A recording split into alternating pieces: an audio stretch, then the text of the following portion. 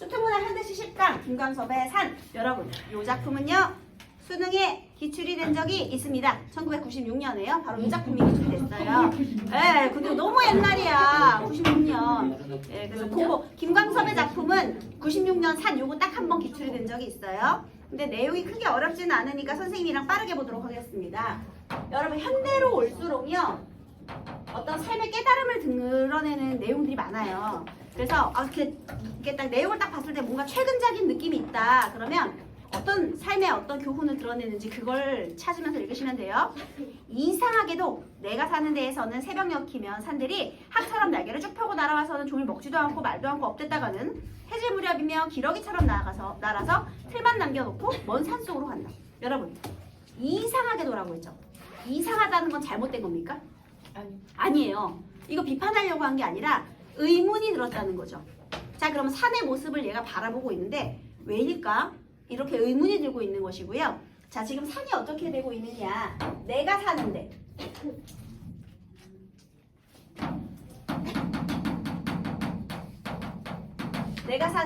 지금 산이 내려와요. 산들이 내려오고 있어요. 그런데 어떻게 내려오느냐. 새벽녘부터 새벽녘에는 누구처럼 날아와요? 학처럼 내려오고요. 날개를 쭉 펴고 날아오고요. 가만히 있다가 해질 무렵이 되면 이번엔 누구처럼?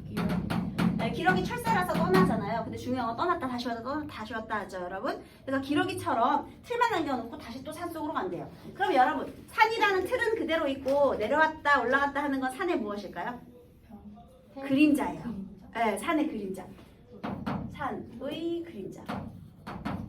틀만 남겨놓고 그림자가 내려갔다 왔다 갔다 한다는 거죠. 여기서 나타난 표현 방법들 정리해 볼까요? 일단 시간의 경과있죠. 시간의 경과에 따라 산의 다양한 모습이 드러나고 있고요. 학처럼 기러기처럼 무슨 법이죠? 직유 또는 여러분 화류라고 해도 좋아요. 새에 빗댔으니까 산의 그림자를 새에 빗대고 있으니까 화류나 아니면 뭐 지구법 다 괜찮아요. 산이 왜 자꾸 내가 사는 곳으로 내려왔다 올라갔다 하는 것일까? 여러분, 여기서 보통 우리 고전 시가에 등장하는 자연은요 속세와 단절된 공간으로서의 자연이잖아. 그치? 인간 세상에 소리가 들리지 않는 곳이 많잖아요. 근데 이 산이 지금 내가 사는 곳으로 내려왔다가 올라가고 있어요. 그래서 선생님이 여기다가 더하기 표시를 썼습니다. 그러면 여기서 왜일까? 의문은 품었거든요. 첫 번째 연에서는요 이 인간과 함께하는 산에 대해서 얘기하는 거예요. 왜냐면 내가 사는 곳으로 왔다리 갔다리 하니까. 인간 세상과 함께하는 산의 모습을 설명을 했어요. 이 내가 사는 곳이 인간 세상이 되겠죠, 그죠? 자, 그 다음 2연 산은 날아도. 얘가 지금 기러기처럼 날아온다라는 표현을 썼거든요. 그러니까 산은 날아서 내려와도 새 둥치나 꽃잎 하나 다치지 않고 또 짐승들의 골 속에서도 흙 한 줌, 돌 한 개 들썩거리지 않는다. 그러니까 막 시끄럽게 소란스럽게 내려와서 우리를 방해하는 것이 아니라요. 하나도 다치지 않고 들썩거리지 않도록 우리를 배려해 주는 거죠. 새나 벌레나 짐승들이 놀랄까봐 지구처럼 부동의 자세로 떠간다. 그럴 때면 새나 짐승들은 기분 좋게 업돼서 사람처럼 날아가는 꿈을 꾼다. 얘는 또 모든 생명체를 배려하는 거죠. 모든 생명체를 내려올 때 모든 생명체를 배려하는 모습을 보이는 산의 모습입니다. 그죠? 배려하고 있어요. 이번엔 3년. 산이 날 것을 미리 알고 사람들이 달아나면 이제 산이 내려온다는 거죠. 날아서 내려올 것을 알고 달아나면 언제나 사람보다 앞서가다가도 우리가 혹시나 무서워할까봐 미리 배려해서 먼저 간 거죠. 또 우리가 고달프면 쉬란 듯이 덩답게 서서 사람이 오기를 기다려 같이 간다. 되게 다정하고 자애로운 모습을 보이고 있죠. 또 산은 양지 바른 곳에 사람을 묻고, 얘들아 우리 죽으면 산에 양지 바른 곳에 시체 묻잖아요. 그죠? 무덤 만들죠. 또 높은 꼭대기에서는 신을 외신다. 여러분, 여기서는요 이 산의 너그러움 먼저 갔다가도 기다려주기도 하고요. 그 다음에 또 우리가 죽은 후에 안식처가 되기도 하죠. 그죠? 그 다음에 또 신을 모시는 신성, 너그러우면서도 신성한 산, 죽음 이후까지 관련된 그런 신성스러운 공간으로서의 산을 말하고 있습니다. 또 산은 사람들한테 관심이 있어. 사람들과 친하고 싶어서 기슭을 끌고 마을에 들어오다가도 사람 사는 꼴이 어수선하며 달팽이처럼 대가리를 들고 슬슬 기어서 도로 험한 선 봉우리로 올라간다. 자, 여기서요. 우리 사람들하고 친해지고 싶어서 산이 내려오다가요. 여기 사람 사는 꼴이 어수선하다라는 건 세상의 혼탁함을 말하는 거거든요.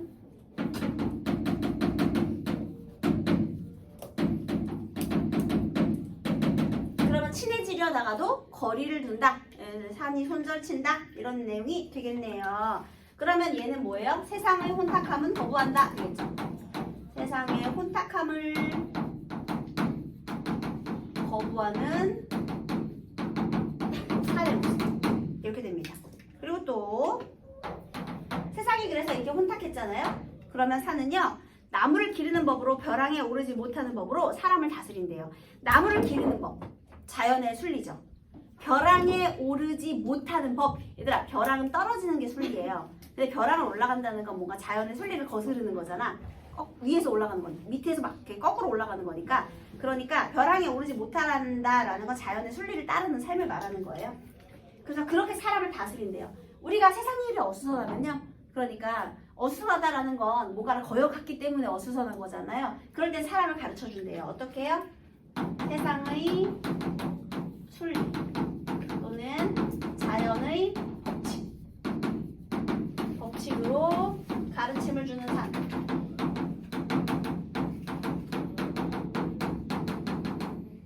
가르침을 주는 산의 모습입니다. 자, 우리 여기까지 산의 모습을 한번 봤잖아요. 근데 산이 뭔가 경외의 대상이죠. 되게 크고 넓은 자연. 경외라는 건 공경하면서도 두려운 마음이 든다라는 건데요. 인간의 능력을 좀 넘어서는 존재들을 보면 우리가 이렇게 경외감을 느끼죠. 그래서 자, 여기 1년부터 여기 오염. 특히 여기는 그냥 인간 세상을 이제 함께하는 산이긴 한데요. 근데 여기부터 여기까지 이 모습은요. 우리 산의 모습이요. 경외의 대상으로서 너그럽기도 하고 좀 이렇게 신성한 공간으로서 좀 등장을 하고 있습니다. 자, 이제 6년을 한번 볼게요. 산은 울적하며 솟아서 봉우리가 되고 물소리를 듣고 싶으면 내려와 깊은 계곡이 된다. 여러분, 산이요. 울적하면 솟아서 봉우리가 되고요. 울적함을 느끼면 솟아서 봉우리가 되고요. 그 다음에 물소리를 듣고 싶다라는 거는 음악 감상을 하고 싶다는 거죠. 그러니까 유흥, 클럽을 가고 싶다 뭐 이런 것처럼 물소리를 듣고 싶으면 내려와서 깊은 계곡이 된다. 물소리를 듣고 싶으면 내려와서 깊은 계곡이 된대요. 얘들아, 여기에 이러한 감정에 따라서 얘가 봉우리도 됐다가 깊은 계곡도 됐다가 지금 산이 변화무쌍하게 움직이고 있죠. 게다가요, 산은 또 신경질을 내야만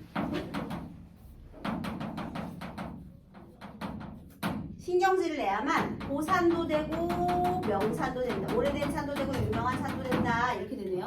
그죠? 그래서 높은 산도 되고 유명한 산도 될 수 있다. 유명한 산, 높은 산이 될 수 있다라고 하네요. 여러분, 여기서요. 아까 전에 산은 경외의 대상이었잖아요. 근데 지금 산이 화를 내고 있네. 화를 낸다는 건 인간적 감정이죠, 여러분.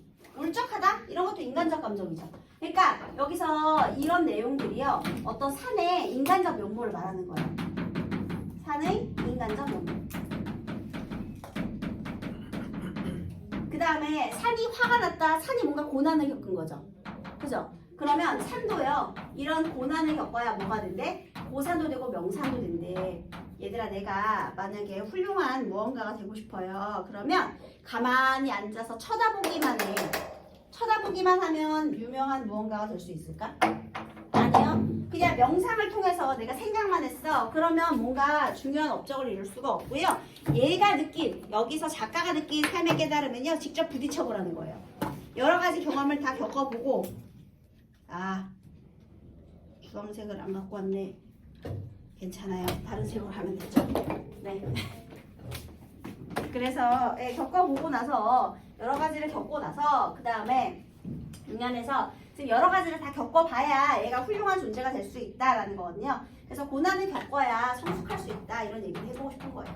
그러니까 다양한 것들을 다 거치고 경험을 해봐야 된다는 거거든요. 그래서 여기서 6년과 7년 얘를 묶어서 얘는요 인간적 감정을 지닌 어떤 산의 모습을 얘기를 하고 있습니다. 인간적 감정을 지닌 산의 모습 이렇게. 그러면요 지금 경우의 대상이었는데요. 그래서 인간적인 감정을 지닌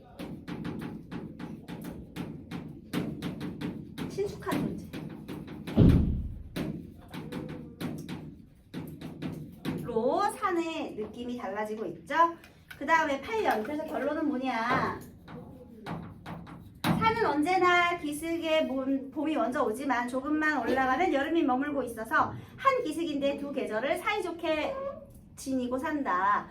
그래서요 이 산이 왜 우리 고도에 따라서 여러 가지 식생 분포를 보이잖아요 여러분. 그죠? 그래서 뭐 한라산의 식생 이런 거 니네 막 배웠잖아. 그치? 제 시간 배우죠?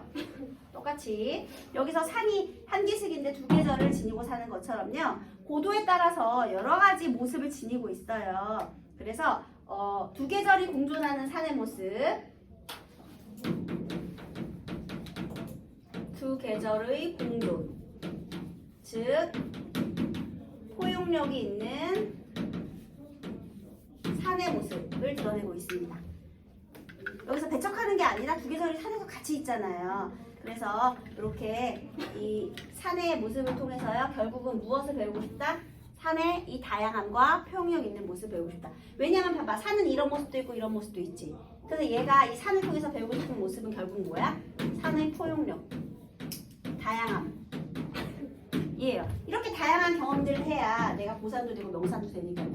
그러면 산을 통해 바라본 바람직한 삶의 모습, 어떤 삶을 얘가 드러내고 싶었다? 이렇게 다양한 삶이 있다. 그래서 그러니까 예를 들면요 선생님이 예를 들면은 뭐 여러분들이 어떨 때 내가 막 열심히 하는 나도 나고 땡땡이 까는 나도 나잖아요 여러분. 어떤 날은 좀 덜 공부하고 싶은 날도 있고 어떤 날은 진짜 이 공부에 뼈를 보고 싶은 날도 있을 수 있잖아요.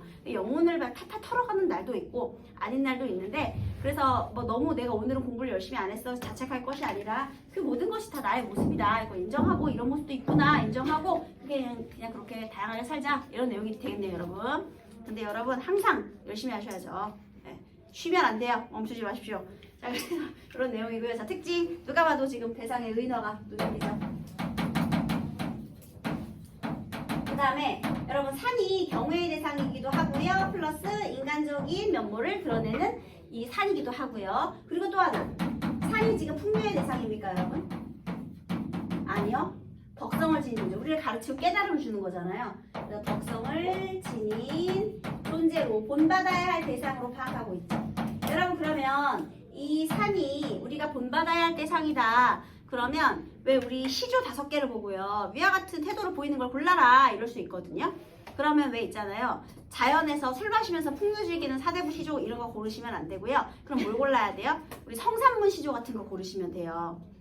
아니면 이황의 시조에 나온 그런 자연도 있죠. 예를 들면요. 청산은 어찌하여 항상 푸르르고 그 다음에 흐르는 유수는 왜 밤낮으로 그치지 않는가. 우리도 이같이 주구 계속 그 멈추지 말고 학문 수양을 하자 이런 시 있었잖아요 여러분. 그죠? 걔도 본받아야 할 대상이죠. 그리고 왜 또 성산문에 유명한 시도 있잖아요. 뭐 있어요? 이 몸이 죽어가서 무엇이 될고 하니 복내산 제일봉에 큰 소나무가 돼서 흰눈이 온 세상을 덮어도 나는 혼자 푸름을 간직하겠다 이런 시도 있었잖아요. 그런 것도 전부 다 덕성을 지닌 존재죠. 그래서 그런 시들을 골라주시면 되겠습니다. 됐죠? 그 다음